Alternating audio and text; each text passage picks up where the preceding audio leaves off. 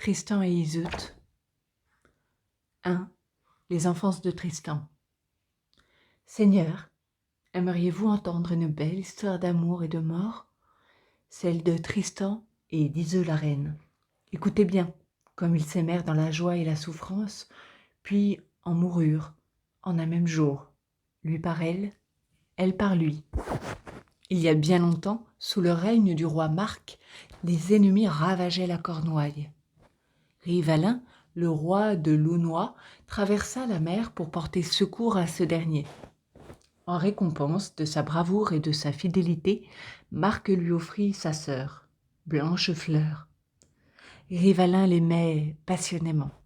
Il en fit son épouse au moutier de Tintagel. Peu de temps après, il apprit que le duc Morgan, son plus vieil ennemi, dévastait impitoyablement ses terres. Rivalin rejoignit en hâte son pays, accompagné de Blanchefleur, alors enceinte. Dès qu'il fut en Launois, il confia la reine, son épouse, à son fidèle et loyal maréchal Rouault. Puis il partit en guerre avec ses barons. Blanchefleur l'attendit longtemps, très longtemps. Il ne revint jamais.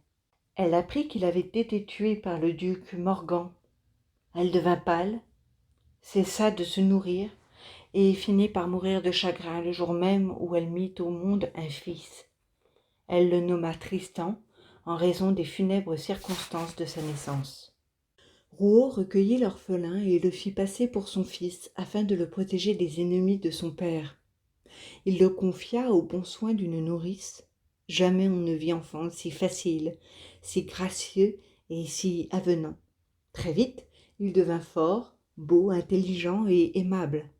À 7 ans, il savait lire et écrire comme un clerc. On lui enseigna également tout ce qu'un homme riche, appelé à vivre à la cour, doit connaître. Tristan reçut l'enseignement de l'écuyer Governal, qui devint son maître et son meilleur ami. Cet homme était grand, brun, avec des yeux brillants et un long nez. Il était franc, de bons conseils, habile et souple. Grâce à ses leçons, Tristan apprit à chevaucher, sauter, nager, courir, manier l'écu et la lance. Il apprit aussi les diverses sortes d'escrime, l'art de la vénerie, mais aussi les usages de la courtoisie et les principales vertus des hommes droits, l'honneur, la fidélité, le courage, la bonté et la modération. Il apprit enfin à détester l'oisiveté, le mensonge et la trahison. À 12 ans, Tristan savait reconnaître l'excellence d'un bon cheval à la longueur de son encolure ou à la forme de son sabot. Il reconnaissait le caractère du cheval à la couleur de sa robe. Il connaissait les vertus d'un bon acier, les meilleurs bois pour faire des écus et des arcs, mais il excellait par-dessus tout en musique. Le chant et la harpe n'avaient pas de secret pour lui. Quand il eut 15 ans, Governal le prit à part et lui dit « Mon cher Tristan, tu es désormais un jeune homme accompli. Il ne te manque plus qu'une chose, rejoindre des terres lointaines et te faire accepter à la cour d'un duc ou d'un roi. Il y a beaucoup à apprendre des voyages, et c'est souvent le moyen de se distinguer, d'être renommé. Tu devrais demander à ton père adoptif de te laisser partir pour 1 an ou 2. » Tristan était d'accord. « Mon bon maître, vous avez deviné mes pensées. Il y a longtemps que j'ai envie de voyager. J'irai volontiers en Cornouailles, pays natal de ma mère, comme vous me l'avez appris. » Tristan alla trouver son père. « Mon cher père, lui dit-il, pendant 15 ans vous m'avez tenu lieu de père et de mère. Je resterai toujours votre fils dévoué, je vous dois tout. Vous m'avez nourri et instruit comme un fils de prince. Désormais, je voudrais aller servir 1 an ou 2 dans une cour étrangère pour mettre à l'épreuve tout ce que vous m'avez enseigné. » « Puisque c'est ton désir le plus cher, dit Rouault, va, parcours le monde, mon fils. Que Dieu te bénisse. » Rouault lui donna des vêtements, des armes, de l'or et un bon cheval. Tristan n'oublia pas sa harpe. Une foule de chevaliers, de bourgeois, de dames et de demoiselles le saluèrent à son départ. Beaucoup pleurèrent et certains l'escortèrent durant 3 ou 4 lieues. Tristan chevaucha jusqu'en Cornouailles. Quand il fut sur les terres du roi Marc, Tristan demanda son chemin à un faucheur qui menait une charrette de foin. Le paysan lui indiqua le couchant du soleil en direction de la mer. Tristan chevaucha encore 2 jours et 2 nuits, puis, épuisé, s'arrêta dans une prairie qui bordait une immense forêt. C'est alors qu'il entendit le bruit lointain d'une chasse. En lisière de forêt, un magnifique cerf déboucha. La meute et les veneurs suivaient sa trace. Les chiens de chasse se jetèrent sur la bête qui s'écroula à quelques pas de Tristan. Un chasseur acheva le cerf de son épieu. Tristan fut stupéfait de voir le maître veneur entailler largement la gorge du cerf comme pour la trancher. Il s'écria : « Mais que faites-vous ? Peut-on découper si noble bête comme un porc égorgé ? Est-ce une coutume locale ? » ?»« Mon bon ami, répondit le veneur, pourquoi es-tu surpris ? C'est en effet l'usage depuis les plus anciens veneurs de Cornouailles. Mais si tu sais mieux t'y prendre, montre-nous. » Tristan se mit à genoux et dépouilla le cerf avant de le découper. Puis il dépeça la tête et enleva, comme il convient, le mufle, la langue et la veine du cœur. Veneurs et valets étaient sous le charme d'une telle technique.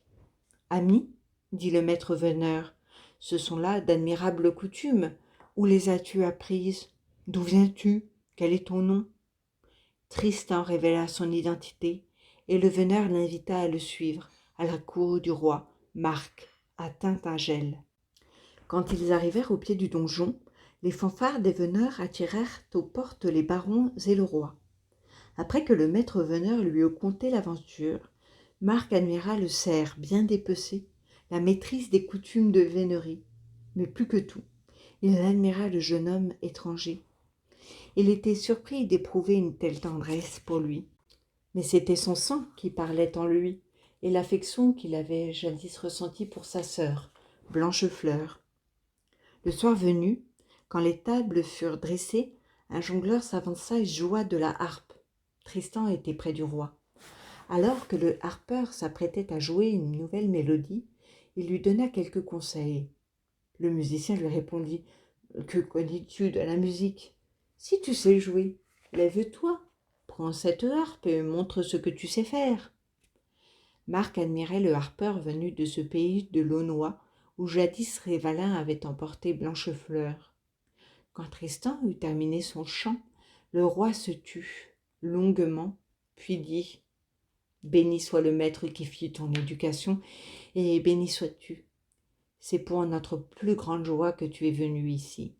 Reste longtemps près de moi, mon ami. »« Volontiers, je vous servirai, sire, » répondit Tristan, « comme votre harpeur, votre veneur et votre homme lige. » Et c'est ainsi que durant 3 années, une mutuelle affection grandit dans leur cœur. Tristan suivait Marc au play et à la chasse. Les barons l'appréciaient beaucoup, notamment Dinas de Lidan, comme vous le verrez plus tard. Mais Tristan était triste d'avoir quitté Rouault, son père, et Governal.